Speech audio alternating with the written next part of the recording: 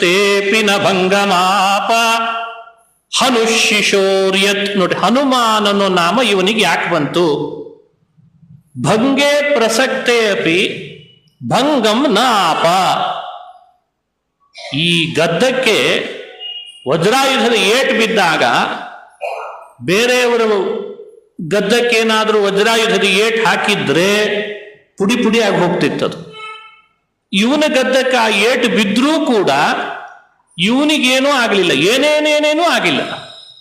ನಿಮಗೆ ಹೇಳಬೇಕು ಅಂದ್ರೆ ಆಂಜನೇಯ ಹುಟ್ಟಿದಾಗಿಂದ ಹಂಗೆ ಇದ್ದಾನೆ, ಭಾನುಭಾವ ಹಾಗೆ ಇದ್ದಾನಾತ. ಅಷ್ಟು ಸುಂದರವಾದ ಮುಖ ಅಂತೆ. ಎಷ್ಟು ಸುಂದರ ಅಂತ ನೀವು ಯೋಚಿಸ್ಲಿಕ್ಕೆ ನಿಮ್ಮ ಲೋಕದಲ್ಲಿ ಯಾವುದಾದ್ರೂ ಒಂದು ಉದಾಹರಣೆ ಕೊಡ್ಲಿಕ್ಕೂ ಸಾಧ್ಯ ಇಲ್ಲ, ಅಷ್ಟು ಸುಂದರವಾಗಿದೆ ಅಂತೆ.